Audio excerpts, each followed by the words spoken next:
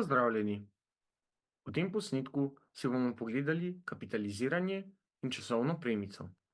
Kapitaliziranje je obratna operacija od diskontiranja. Ker smo diskontiranje podrobneje razložili že v prejšnjem posnetku, link do katerega je dostopen v opisu posnetka, se bomo v tem posnetku osredotočili zgolj na razlike med obema operacijama. Glavna razlika med kapitaliziranjem in diskontiranjem je v tem, da želimo pri diskontiranju določiti sedanjo vrednost prihodnjih denarnih tokov, pri kapitaliziranju pa želimo določiti prihodnjo vrednost denarnih tokov v neki točki v prihodnosti. Kapitaliziranje torej ni enako diskontiranju. Podobno kot pri diskontiranju, tudi pri kapitaliziranju poznamo pozitivne in negativne denarne tokove. Obe operaciji pa sta odraz upoštevanja časovne vrednosti denarja. Izhodišče diskontiranja in kapitaliziranja je enaka formula.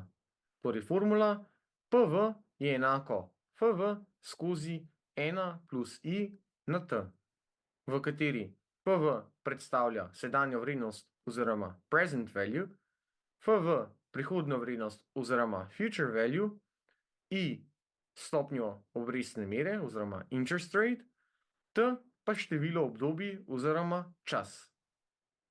Spomnimo se, da želimo pri kapitaliziranju ugotoviti, kakšna je prihodnja vrednost posameznih denarnih tokov.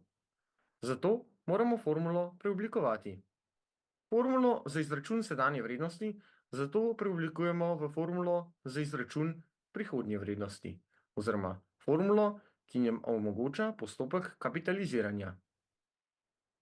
To naredimo enostavno tako, da obe strani enačbe pomnožimo s faktorjem kapitaliziranja oziroma 1 plus I na T in dobimo, da je prihodnja vrednost enaka sedanji vrednosti krat 1 plus I na T.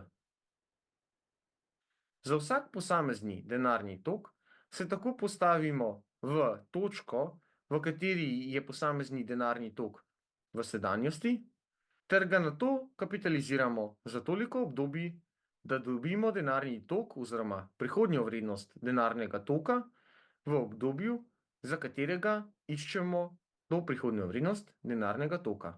Kot rečeno, 1 plus I na T predstavlja faktor kapitaliziranja. Če je uporabna vrednost diskontiranja vsakemu že v začetku očitna, pa pri kapitaliziranju morda ni tako. Zato si poglejmo najbolj tipičen primer uporabljanja kapitaliziranja. Postopek kapitaliziranja se najpogosteje uporabi pri izračunu prihodnje vrednosti denarnih tokov, na primer za upokojitev. Če vzamemo primer, vsak mesec vplačamo določeno vsoto denarja, na primer 500 evrov, in želimo vedeti, koliko denarja bomo imeli čez, na primer, 40 let. V tem primeru torej uporabljamo operacijo oziroma postopek kapitaliziranja, da izračunamo prihodnjo vrednost denarnih tokov. Kapitaliziranje je tesno povezano z uporabo časovne premice. Uporaba je podobna kot ta, razložena v posnetku za diskontiranje. Gre zgolj za obratno uporabo.